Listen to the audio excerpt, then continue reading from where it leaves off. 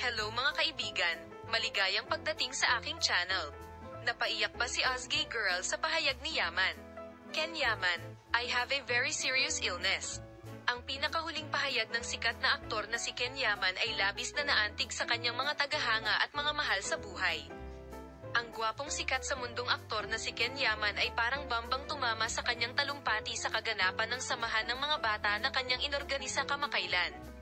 Pumunta si Yaman sa harap ng mga mikropono at gumawa ng emosyonal na pahayag sa lahat ng kanyang mga tagahanga, lalo na sa kanyang kasintahang si Ozgay Girl. Pero sa pagkakataong ito, hindi sa ngiti kundi sa pagluha. Inamin ng aktor na si Ken Yaman, na nagsimula sa kanyang talumpati na may malalim na emosyon, na nakatagpo siya ng hindi inaasahang problema sa kalusugan sa huling yugto ng kanyang buhay. Sa sandaling iyon, biglang tumahimik ang kapaligiran sa bulwagan.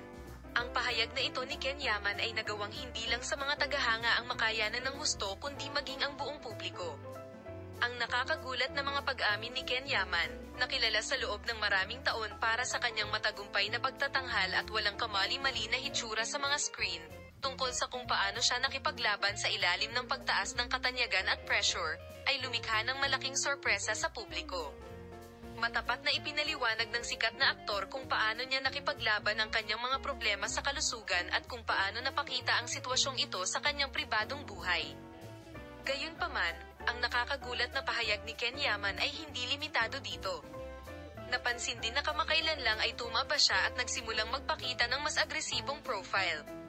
Ang pagbabagong ito ay hindi lamang nagdulot ng pag-aalala sa kanyang mga tagahanga, ngunit nagdulot din ng espekulasyon tungkol sa mga negatibong epekto nito sa kanyang kalusugan at mood.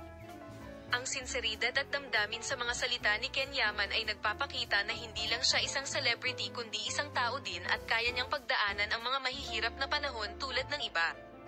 Manatiling nakatutok sa mga balita tungkol kina Ken Yaman at Ozgay Girl. See you in new videos.